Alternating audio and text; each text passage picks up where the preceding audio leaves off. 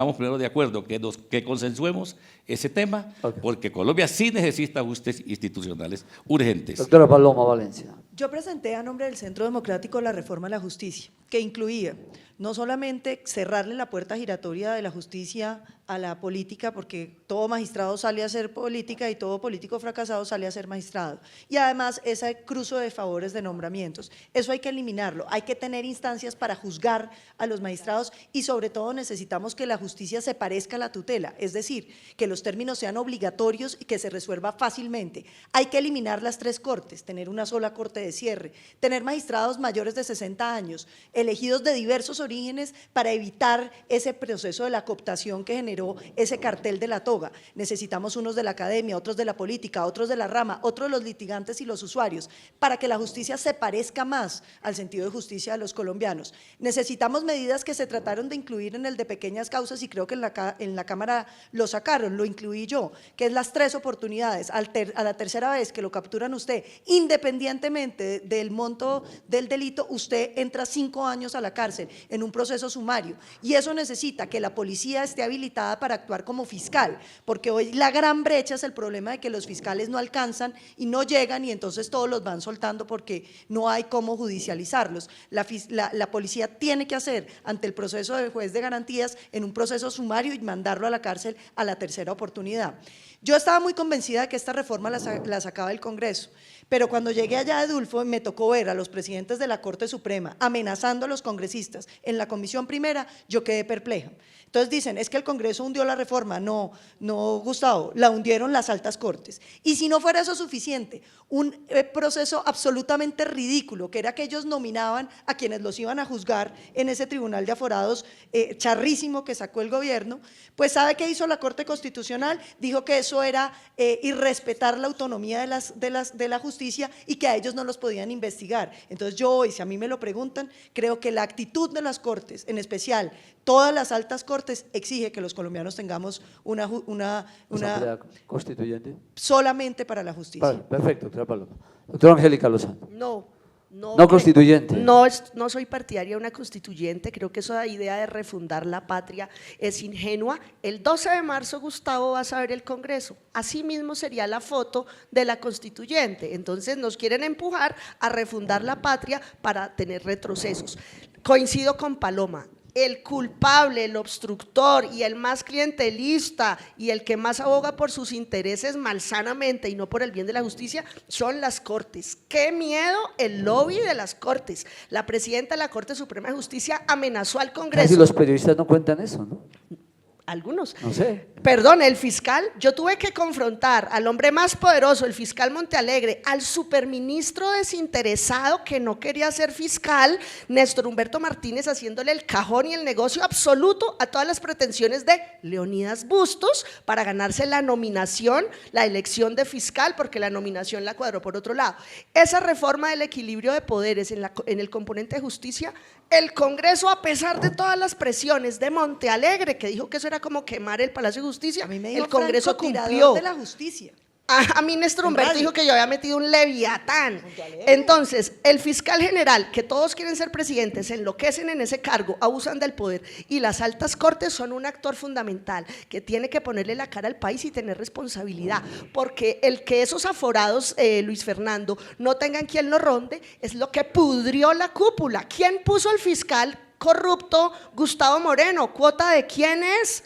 ¿Por qué lo nombró Néstor Humberto? Pregúntale a quién, a Vargas.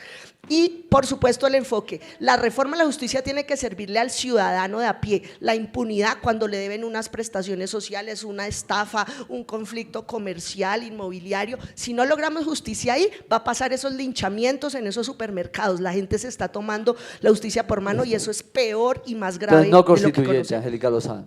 Doctora Paola. Bueno, que hay una necesidad de reforma a la justicia, sí, desde luego, pero nosotros consideramos que eso debe ser una responsabilidad del Congreso. Para eso está el legislativo. En principio diríamos que no, una constituyente, no podemos desconocer la responsabilidad que tenemos como congresistas, como voceros de los ciudadanos.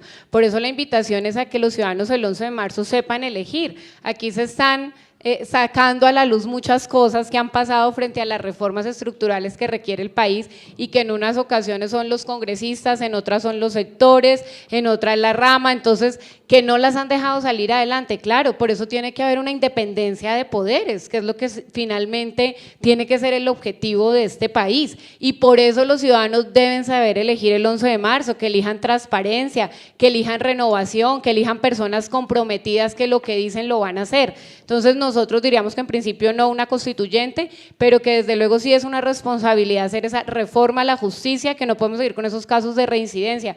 Los que más reincidencia tienen son los hurtos, el microtráfico, que es lo que estamos hablando de los jóvenes sin oportunidades, y peor aún, la violencia intrafamiliar. Nosotros somos un partido que hemos defendido a las mujeres, que hemos legislado para castigar el maltrato, para defenderla, para darle oportunidades. Entonces, obviamente, no podemos aceptar ese tipo de impunidad ni ese tipo de reincidencias, y será responsabilidad de este Congreso que llegue como joven, como renovador, que sea un Congreso nuevo, que los colombianos den la oportunidad, nuevas caras también, a que seamos quienes legislemos y quienes obremos con responsabilidad este mandato que nos dan los colombianos. Gracias, doctora Paola. Doctor Rodrigo Lara, ¿usted le veo cara de constituyente o no? No, de ninguna manera. Mire, yo francamente creo que convocar una constituyente en semejante estado de polarización es un absoluto despropósito. Además, no soy de la idea, pues, de que las normas legales per se, por sí solas, son transformadoras de realidades sociales.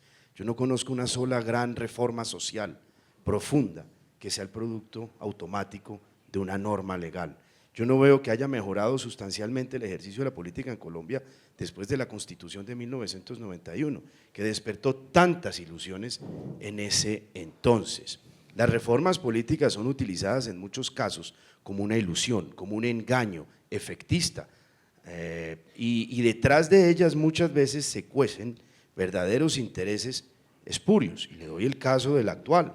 Esa reforma política quería multiplicar por 5 o por 6 el número de partidos satélites de las FARC. Vaya y miren Venezuela, existe el PSV y alrededor gravitan 5 o 6 partidos de esa naturaleza. Oiga, ¿cómo es eso de los partidos satélites? Las FARC tendrían en este Señor momento, Márquez, pero señor permítame, Márquez, por favor, un compénseme segundito, el tiempo. ya le doy la réplica. Carlos, compénseme el tiempo. Mire, hoy tendría usted a Marcha Patriótica convertido en partido político, asociaciones sociales de fachada en zonas cocaleras donde hay fusiles, disidencias y Bacrim con su propio partido político, porque solo necesitaban 75,000 firmas. Esa era la reforma política, y un gran frente común de izquierdas valiéndose de la Constitución, modificando las reglas electorales para poder lograr unas coaliciones de Congreso, una trampa a la Constitución, y eso era bajo el rótulo de reforma política. Yo sinceramente creo que no hay que despotricar tampoco totalmente a la justicia, porque flaco favor se le hace a la democracia. La justicia en Colombia, bien o mal, ha desmantelado la narcopolítica, la parapolítica, y hay magistrados valientes. Yo creo que lo que hay que hacer es fortalecer el sistema de carrera administrativa en la justicia, de carrera judicial, perdón, para que sean los colombianos por su mérito, por su capacidad, los que lleguen después de una carrera de largos años de trabajo a las más altas cortes, y no los abogados ricos, llenos de intereses particulares, los que le hagan el bypass a la carrera y lleguen a las altas cortes. Lleve el mejor capital humano de las universidades a la carrera judicial y verá que la carrera por sí sola, perdón, que la justicia por sí sola se reforma, en gran parte. No, ya le doy, señor Márquez, un segundo. Terminamos Doctor con Edulfo, muy rápidamente. A ver, Colombia no es el país de las leyes, es el país de los leguleyos, que es otra cosa. Hay 16.000 leyes vigentes en Colombia, 16.000. ¿Y cuántas se aplican? Pues ninguna. Entonces el sistema sí está bloqueado. Mire, el Congreso no lo puede hacer. Acaban de abrirle una investigación a 208 parlamentarios. Yo no estoy incluido ahí, 208 parlamentarios. 208 parlamentarios que ya tienen el cuchillo en el pescuezo. Van a hacer una reforma a la justicia, unos tipos que están siendo investigados por la Corte Suprema de Justicia, no la van a hacer nunca, nunca. Entonces, no digamos mentiras. Dicen que no hagamos la constituyente, si es que vivimos en constituyente, señores. Cada 6 meses reformamos la Constitución. Entonces me dicen, no, una constituyente, no, pone en peligro las normas, dice el senador Robledo. Si cada 6 meses cambiamos la Constitución del año 91, cada 6 meses, ¿qué tal el fast track? ¿Qué tal la patada a la constitucionalidad que fue el fast track? Una patada. Entonces decimos que no se puede, claro que se puede, pero lo tienen que hacer técnicos. No lo pueden hacer políticos. ¿La constituyente? No, la constituyente la tienen que hacer gente que sepa de esto. No la pueden hacer los políticos porque los políticos no lo van a poder lograr. Y les termino este punto. Álvaro Gómez, mi tío, decía que había un régimen. El régimen incluye a la justicia. Ese conglomerado de intereses privados y públicos que hay que derrocar. Ese sí que hay que derrocar. Esa revolución contra el régimen que sí hay que hacerla.